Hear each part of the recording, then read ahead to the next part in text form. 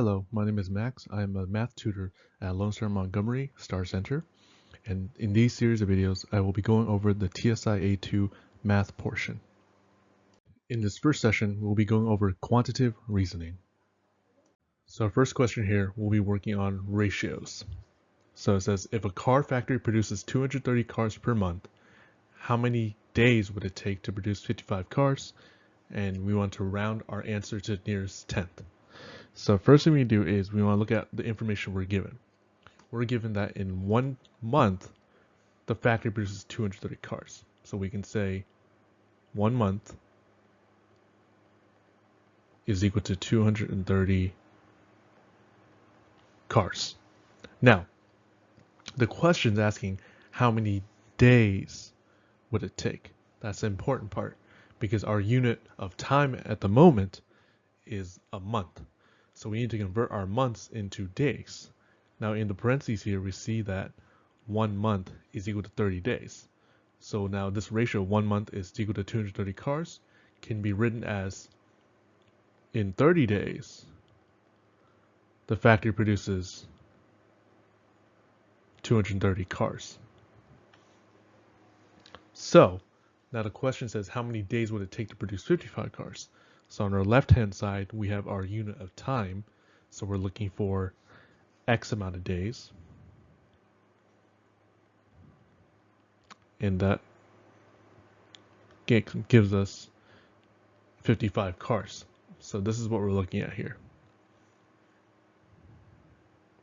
So from there, we can create our ratio as 30 over X equals to 230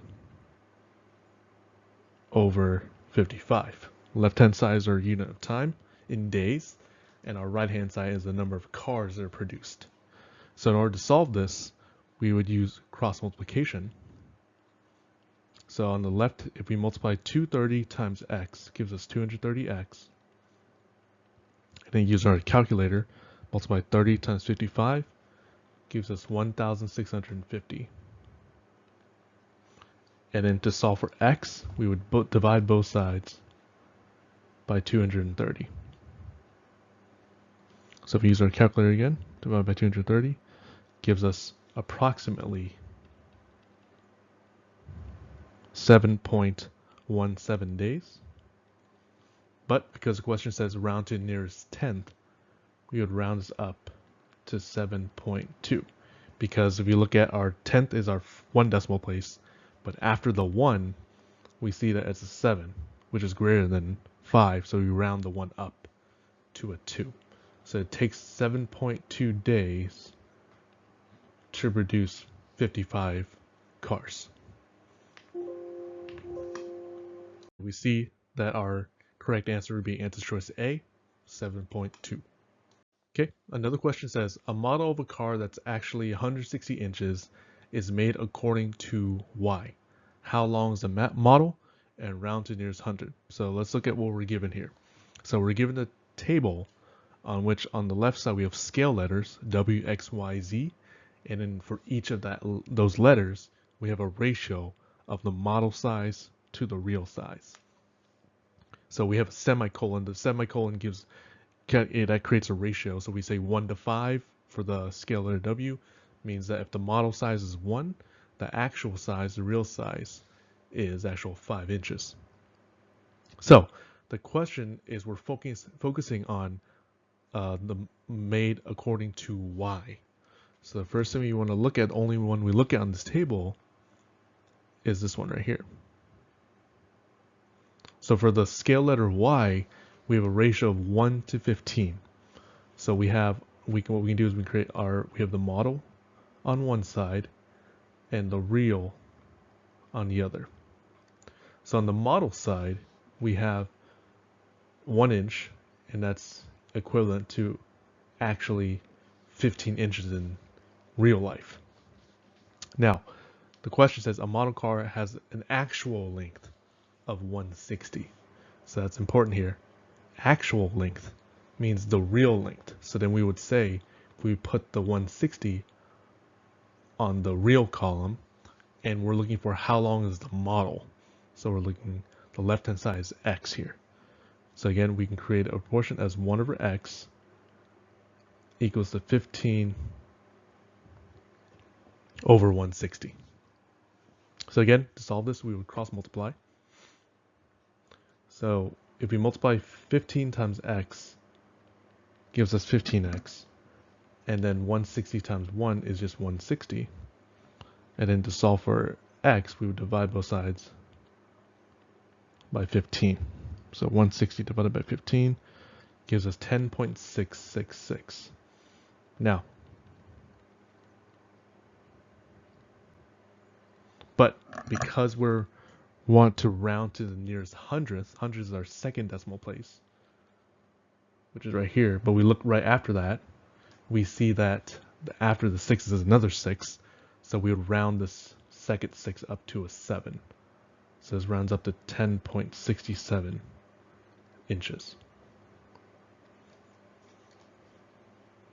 And then we will see that would be answer choice B. Now, sometimes we might encounter ratio problems in the form of similar triangles. So if we look at this question here, it says two triangles are similar. We want to find the value of x. Now, you can create ratios out of similar triangles.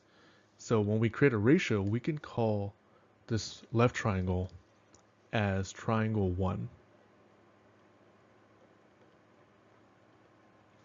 And the other one as triangle 2. So for triangle 1, let's make a little triangle symbol and have 1 under it. We have two sides. We have the upper side here on the left is 3 and the lower is a 4. So we can create a 3 to 4 ratio out of that. Now for triangle 2, we would do the same thing in the same exact position. So what we mean by that is that if you see that on the left side here is a 3, the corresponding side on the second triangle would be 9. And down here for the 4, the corresponding side would be x. So now we have a relationship 3 over 4 equals to 9 over x. So from there, again, to solve for x, we will cross multiply. So 3 times x gives us 3x, and 9 times 4 gives us 36. To get x by itself, we divide by 3. So x must be 12. And then we see that the answer choice would be C. Let's look at another similar triangle question. So we have two similar triangles, and we want to find the value of k. Now for these two triangles, the more important thing we're going to notice here is that the 60 degrees here on both triangles. Why that's important? Because the positioning of 60 degrees will tell us how we can relate the two similar triangles and with their similar sides. So on the second triangle here on the right, let's kind of reorient it to make it look like the triangle on the left. So if we redraw this triangle down here, so we can say that the triangle is something like that. So we can say now that this is our 60 degrees. So now we need to reorient our sides as well. So we notice on the original triangle here, the 60 degrees, it looks at this side K here, which is the side we're looking for. And below it is the kind of the slanted side is the 10, which means that this upper left here will be that 4. So now that we have the orientation similar to what we have on the triangle on the left here, we can create a ratio or proportion out of them, because the side we're looking for is K, the K side. So if this is our K side here, we have to equate it to the corresponding side on the left triangle, which is 12. And then the other proportion we pick, it doesn't really matter which side we pick, as long as they're consistent with each corresponding side. So we can go ahead and say, pick the 8 here, which means we pick the 4 on the right triangle. So to create a proportion, we can say that we have our, let's say our first triangle, which is 8 over 12. That corresponding sides, so that corresponds to, on the right triangle, 4, and the missing side, K. So now we have a ratio. We'd solve it by cross multiplying. 8 times k gives us 8k, and 12 times 4 gives us 48. So then solve for k, we divide both sides by 8. So k has to be 6. And that would be our answer. And the answer choice for that would be D. Okay, so now we're looking at exponents. The question here asks us to use properties of exponents to simplify the expression. So before we look at D, we want to know some properties of exponents. So 3 of the main properties that we want to know is when we have an exponent times an exponent, what we're actually doing to the actual powers themselves, the exponents themselves, is we're adding them. So this becomes x to the m plus n. Now in the same vein, when we're doing x to the m divided by x to the n, this becomes x to the m minus n. So when you see multiplication, you always know it turns into add the powers. When you see division, you're actually subtracting the powers. And another property that's important would be when you're raising a power to a power. So what I mean by that is when you're saying x to the m raised to the n, what we're actually doing to the powers is we're actually multiplying them. So this becomes x to the m times n. So knowing those properties of exponents, let's look at our expression here.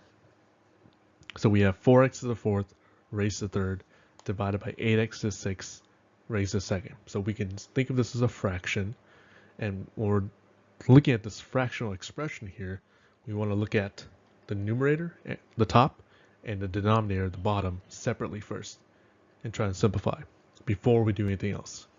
So we see that on the top here, we have 4x to the fourth, all raised to the third power. We want to distribute that third power to everything on the inside of parentheses. So what it will look like is it will look like 4 to the third, and then we'll have x to the fourth, and that's being raised to the third power. Let's do the same thing for the bottom. So the bottom, it will be 8 to the second, and then we have x to the sixth raised to the second. Now, let's simplify that. So 4 to the third, that's like saying 4 times 4 times 4. So 4 times itself 3 times. So if you do 4 times 4, it gets you 16. If you multiply by 4 again, that will give you 64. Okay, now we have x to the fourth raised to the third. So if we apply our properties of exponents here, we would do 4 times 3, and that would be x to the 12th. Now divided by, that's simplify the bottom. 8 to the second power, that's like saying 8 times 8, and that's going to be 64. And then we have x to the 6th raised to the second, so we multiply our powers, gives us x to the 12th. So we see 64x to the 12th on top, and 64x 12th on the bottom. There would be the same on top and bottom, so they would cancel out or simplify to just 1, because anything divided by itself is always going to be 1. And there we go. So our answer choice for this question would be A. All right, so let's look at simplifying another exponent expression. So we have x to the 7th times y to the 7th divided by x to the negative 7 times y to the 5th.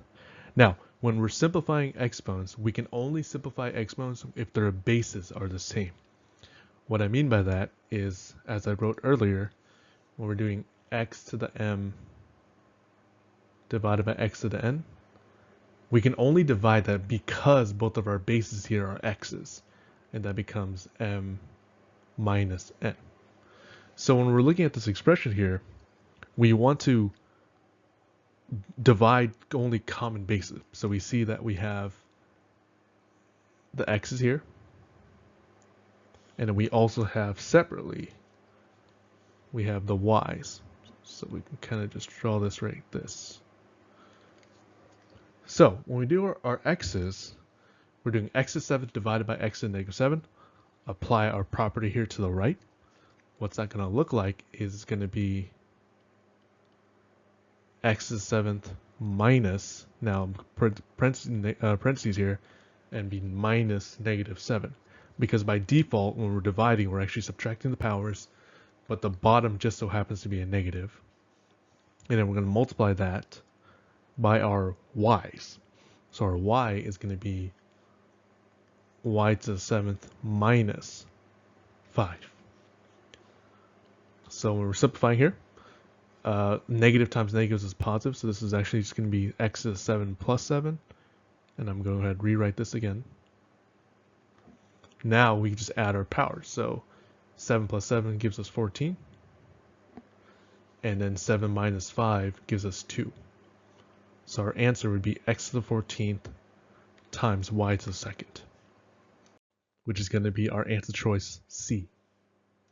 So sometimes there might be some bar graphs or pie charts that need to be interpreted, and there will be a multitude of questions that will be asked about said graphs. So let's look at this question here. It says, the bar graph below shows the number of students visiting the math lab during the 2024 spring semester. If the number of students visiting the lab in May 2023 was 20% more than in 2024, how many students visit the lab in May 2023?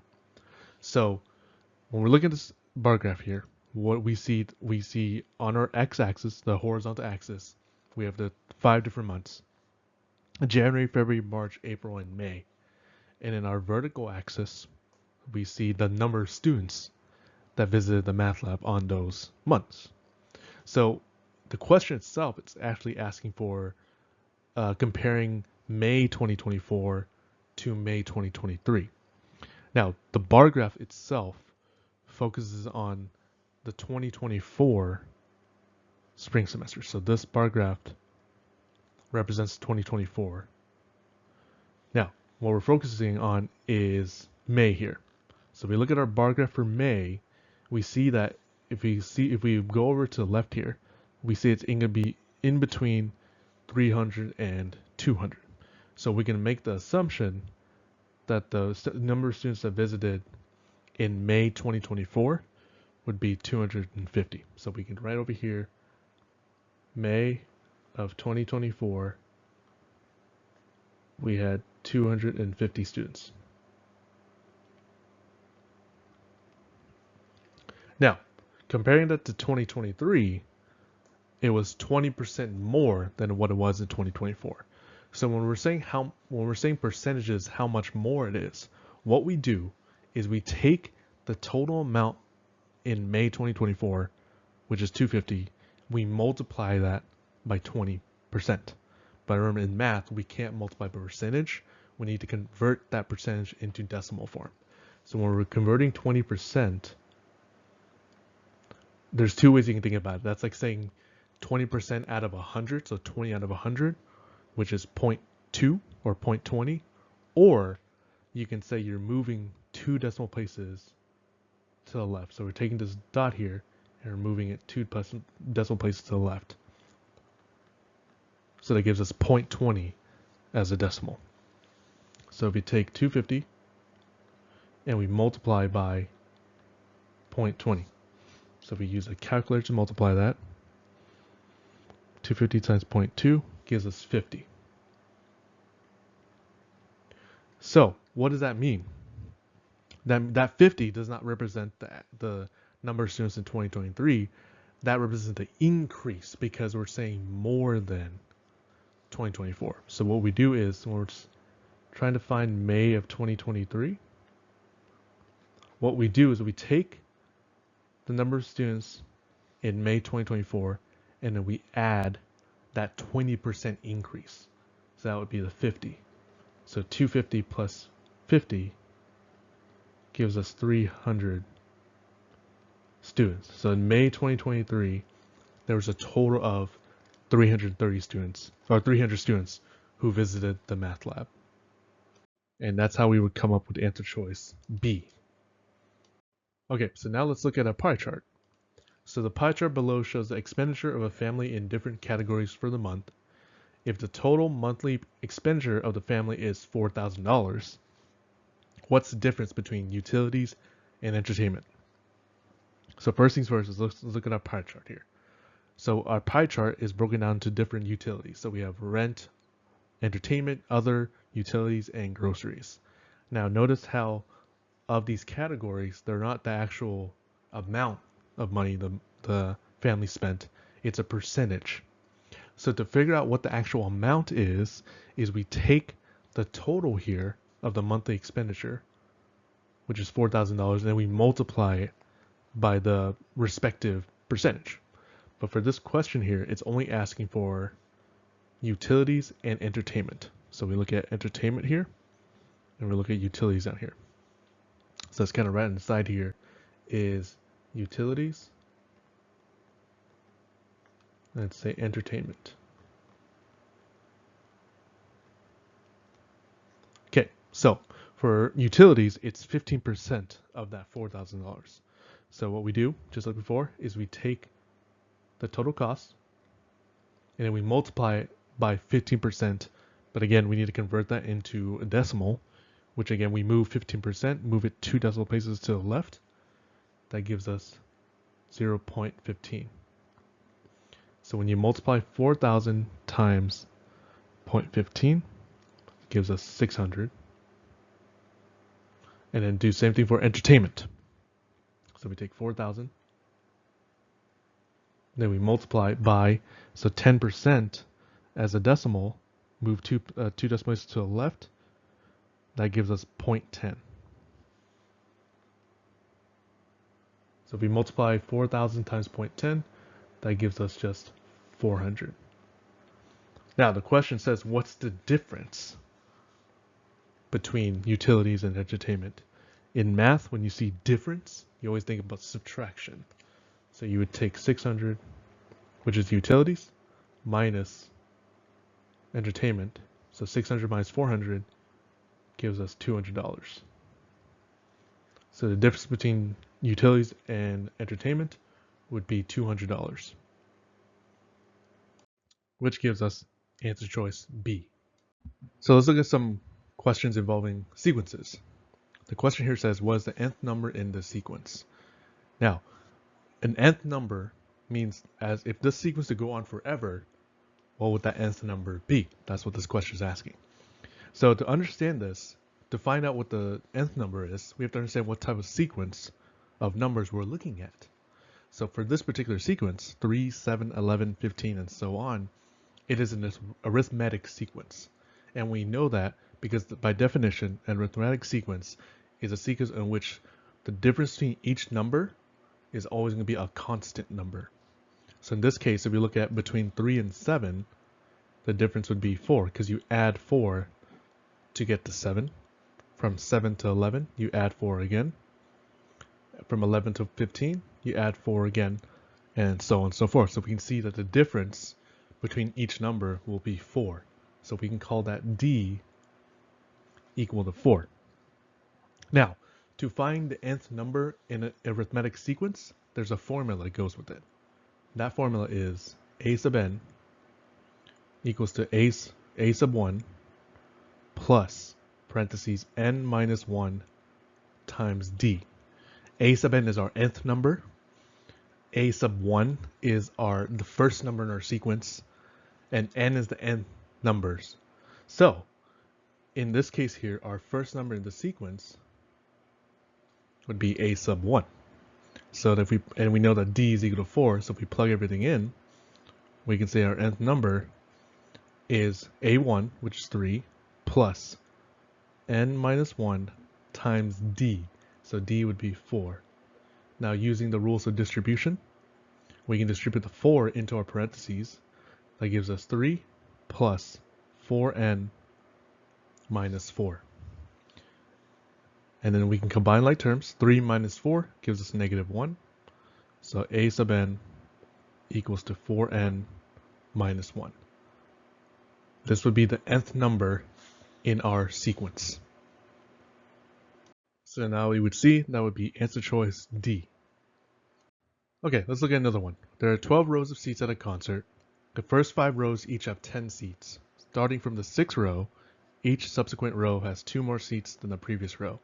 How many total seats are there? So to find the total number of seats, we have to understand what's happening after the fifth row. So the first 5 rows, it's just 10 seats per row. So we know this is going to be 5 times 10. That's a total of 50 seats in the first 5 rows. However, after that, for each row afterwards, you add 2 each time.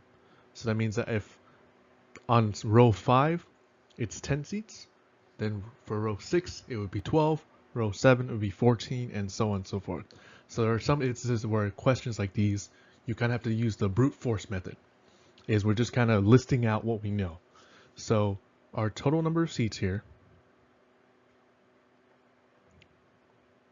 is going to be the first 5 rows times the number of seats per row, and then we can essentially add on onto the 6th one, right? So we would say for the 6th row, we would have 12. For the 7th, we have 14. For the 8th, we have 16. For the 9th, we have 18. For the 10th, we have 20. For the 11th, we have 22. And finally, for the 12th row, we would have 24 seats. So that would be the total number of seats. And if using a calculator, if we add everything together, that gives us 176. So there will be a total of 176 seats in the concert hall. And that would be answer choice A. So on the TSI, you might encounter some word problems, just like the one previously. So when you're working on word problems, you want to make sure you read the question to yourself a couple times and then write down or kind of highlight some key information, and then always read to yourself again, what is the question asking for? So let's look at this question here. It says Adam sees that there's a sale on jeans. A pair of jeans has a 15% reduction in price P. Which expression represents the new price of the pair of jeans? So we don't know how much the price of the jeans are. The only information we're given in this question is that it has a 15% reduction in price. What does that mean, right? What that means is whatever the price of the jeans are, you would in this case, the price of the jeans is P, you would multiply it by 0.15 because 15%, whenever we're working with percentages, we always want to convert it into a decimal. So we convert that by moving it again 2 spaces to the left, gives us 0.15. So we would take the price, the percentage that's being reduced by, which is 15%, and multiply by P. But that's not all we're doing, because the question isn't asking about the reduction, it's asking for the new price of the pair of jeans. So if the original pair of jeans, the new price here, is equal to what? So if the original price of the jeans is just P, then the new price is you would take away 0.15 P, because that 0.15 is considered our reduction. So to solve this, we can actually subtract because they are like terms. They're both variables of P. So we remember this first one, if there's a P here, you assume that there's a coefficient of 1 in front. So 1P minus 0.15P, that would just be 0.85P. And that will be the new price of the pair of jeans, which is why that answer choice would be D. Okay, so another one says, Jason goes to an orchard and wants to purchase 3 bushels of apples to make pies and cider. He needs to figure out how many quarts of apples that would be. So this question involves kind of different units of measurement here, because initially Jason goes and buys 3 bushels of apples, but then he wants to figure out how many quarts would that make. So we have some extra information given here that 1 bushel is equal to 4 pecks and 1 peck is equal to 8 quarts. So we have to use that given information to create ratios or out of them, right? So if 1 bushel is equal to 4 pecks, so we can say 1 bushel is equal to 4 pecks. How many pecks would 3 bushels be? So we would say 3 bushels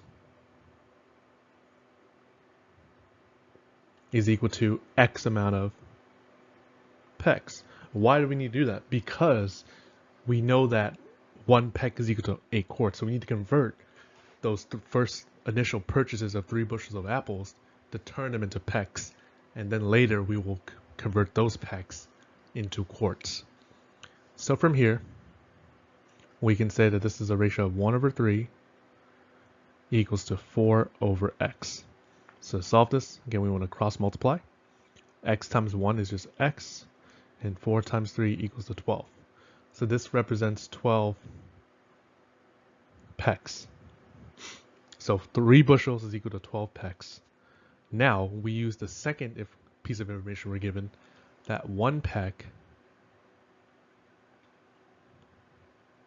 equals to 8 quarts. Call it QT. So we take the 12 pecks that we got right on the left side here. We equal that to some, let's call it Y amount of quarts. So once we have that, again, set up a ratio as 1 over 12 equals to 8 over Y in this case. So Y times 1 gives us Y, and 8 times 12 gives us 96. This represents 96 quarts. So using a direct relationship, we can say that 3 bushels equals to 12 pecks, which means that 12 pecks is equal to 96 quarts, which means that 3 bushels has to be equal to 96 quarts. And that would be our answer. And that's why it will give us answer choice C.